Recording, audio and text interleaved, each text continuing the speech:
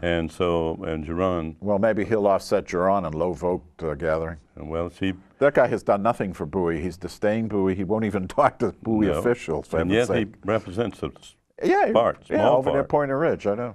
And consequently, we saw him at the candidates forum to last election, and that's the first time I'd seen him in a long time. Yeah. I saw him around the county doing things. So it's not looking real great. No, it is not. And here's candidates now. I've counted them, almost stayed with third, adding Levi. Yeah. That's 4, and Dean will be 5. Yeah. That's going to be hilarious. Yeah. Hilarious. Well, there was a rumor at one time that our present illustrious county executive was saying that his wife might run. Oh, really? Yeah, well, I don't think that, I think realism set in there. Yeah, well, that would be the 6th candidate then, if I counted all the rumors, and not all of them are correct. But it's quite a collection. But a couple of those rumors were in the paper after they were rumors. So, that's true. Yeah. Levy and Dean was in the newspaper, so we're not making up things. No, absolutely no. Definitely there. And I understand, just attuned to someone who's tuned to politics, they say the sheriff has a campaign that's in place that's sort of from the old school. People that have worked in campaigns for years, and gee, nice. That person told me, well, look, he's heavy in campaigning now, so he's in campaign mode. Bruce Shern probably is in campaign mode now. I haven't seen much of him. Well, he was on one of our producers' programs recently. Oh, okay. Or will be, and he was on ours a year ago, I think. Yeah. It was. But that's going to happen, I think, John.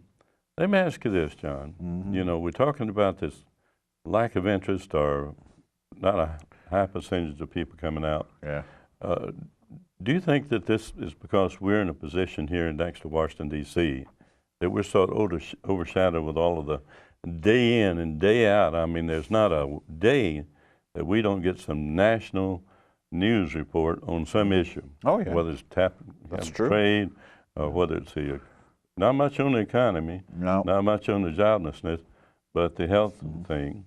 And the global warming thing is taking issue. Well, don't forget that the President of the United States was here in good old PG County. That's right. Not too long ago for our state senator's business opening or whatever. Well, his partner operates a business, and they were there for the opening. It's new business. Yeah. And I understand it's, I haven't seen it on any of the publicity or anything, but I think that was a good step he took. At least he can see what's happening, where the jobs are created. Yeah.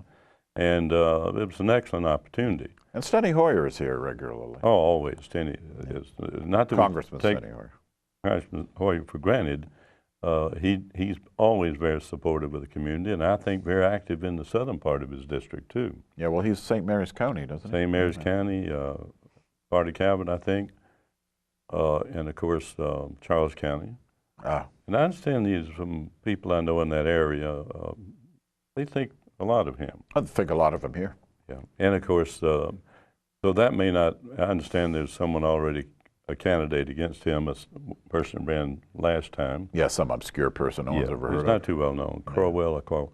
But anyway, the emphasis I was making is it seems like with this joblessness rate rising like this, there's been a lack of attention, and this visit he had to a small business kind of was encouraging to me, because right now, and it has been for the last 35, 45 years, small businesses account for about 35% of new job hires. Yeah. 35%. Well, people are concerned. There are a lot of people right here in Bowie that are out of work. There are people here in Bowie that are worrying about paying their mortgage.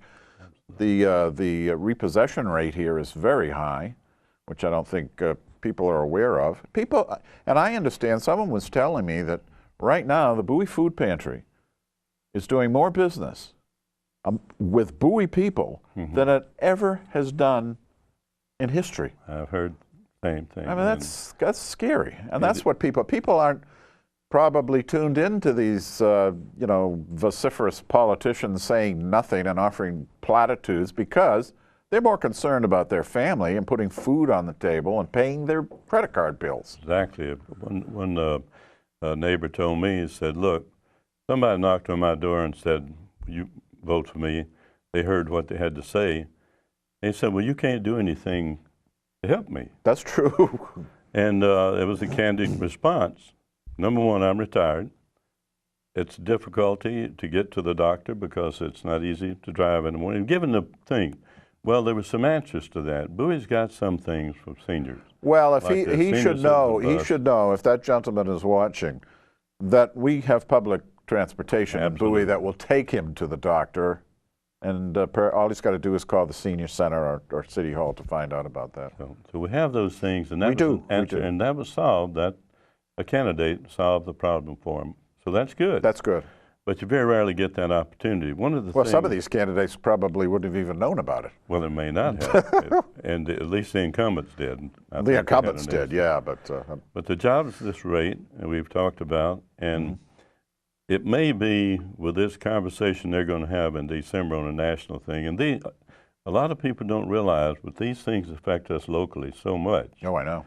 And when I'm talking about small businesses, if the whole idea is to tax to remove our deficit or reduce it, that has seemed to have never worked. But there's still a lot of people that Well, talk Bert, about there is the deficit right now is a no-go. There is no way that this economy can get back into shape without the government spending money. You know, it's just good old Keynesian economic theory. You've got to put it in. That's right. And all these people that are going bananas over the fact of don't worry about it right now. You know, not putting the money in will make things even worse. I don't understand the thinking on that they don't get it. And I agree with them too. You do? No, on one extent, just identify where it's to be used, be sure it gets the results they promise it would get, and there will be full support for it. I don't doubt that at all. That's the area of agreement. And I agree with, we had no choice but to do what. No choice whatsoever. Otherwise, it could have been less. But when we're thinking about the unemployment thing, this is a real bother to me. And we have locally, you're talking about. It's a big bother to the poor souls without jobs. Absolutely. And it was on the front page of the paper this morning for the first time that I haven't seen it for the last 9 months. What? It's on the front page of the Post about a 35.9% unemployment rate for young black people from like 17 Oh, to I know. I 26. saw that too. Now, that's got to be something That's shocking. Yeah, that shocking is not only part of it. And the 10.3% unemployment rate isn't true either. I mean, it's higher than that because they not figure in people who have stopped looking for jobs. That's right. And they don't figure in people with crappy part-time jobs. So basically, it's a lot worse than that. It's exactly right. We had a local business person on about 1.5 years, 2 years ago. Now, this 1.5 years ago, and her husband had been laid off. Oh, really? And he went into the landscaping business. Okay. Which is something he had done part-time with a partner. And consequently, that was an avenue to keep things going in the household. Okay. He'd been with this company 25 years. Now, that wasn't last week, and there was an answer for it.